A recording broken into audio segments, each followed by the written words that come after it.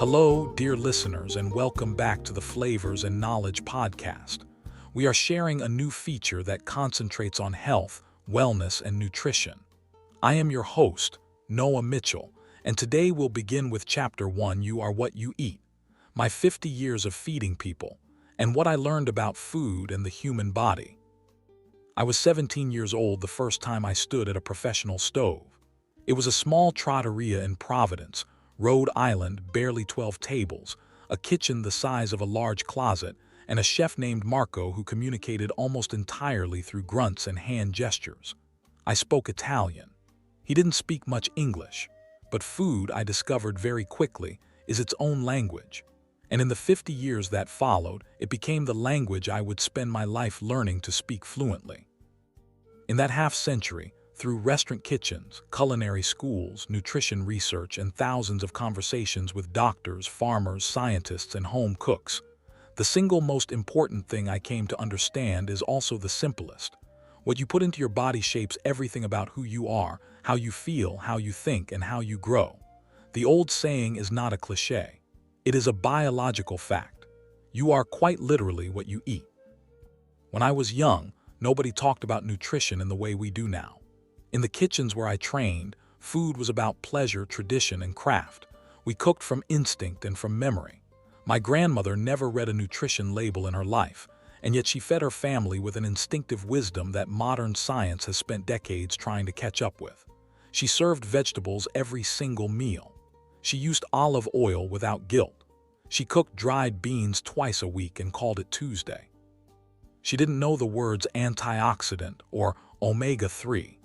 But she understood in a deep and ancient way that certain foods made people strong and other foods made them weak.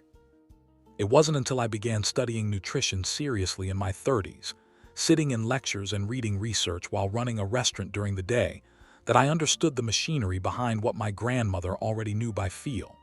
Food is not just fuel. It is information. Every bite you take sends a message to your cells, your hormones, your immune system, and your brain.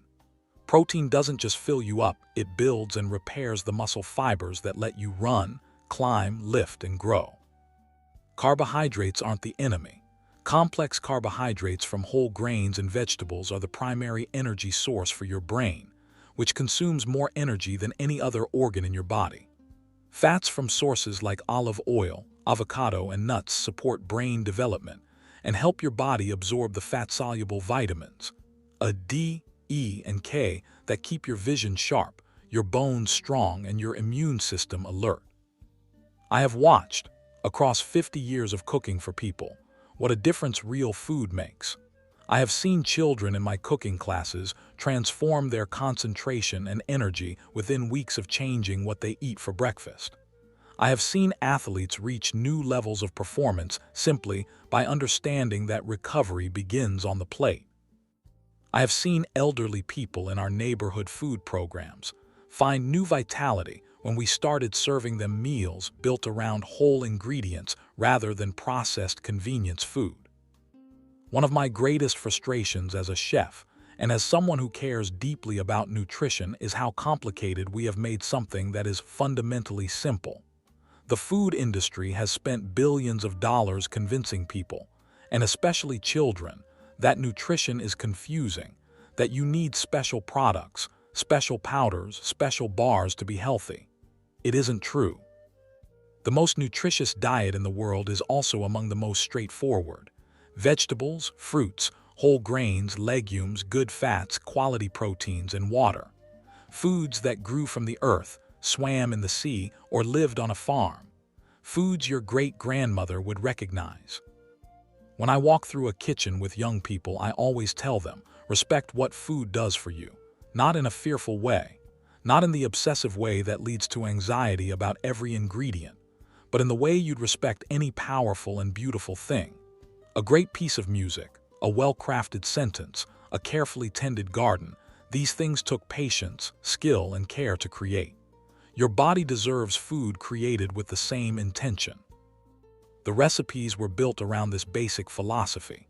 They are not complicated, they are not expensive, they don't require equipment beyond what is in most home kitchens, but each one is designed to do something specific for your body to nourish your muscles, support your brain, strengthen your immune system, or simply give you the steady, clean energy to get through a long school day without crashing. Every ingredient was chosen on purpose, and the purpose always is you, your growth, your strength, your health, your future. That is what cooking is really about. That is what it has always been about. After 50 years in kitchens, I am more certain of that than I am of anything else. Ultimately, dear followers, thanks for listening and the privilege of your time. In conclusion, we hope you enjoyed this episode. Thank you for joining us on today's journey through flavor and discovery. You'll find all the relevant links in the show notes, including details on our cooking classes, the full notes and recipes from this episode, and our calendar for culinary tourism tour. Be sure to subscribe to our free newsletter to stay connected and informed. Remember to taste thoughtfully, cook with passion, and continue exploring the boundless world of food. Subscribe for more, share with a fellow food enthusiast, and we'll see you in the next episode. Until then, keep your eyes on the fire and stay curious. The content for this episode is written by Chef Walter and produced by Simval Media, USA.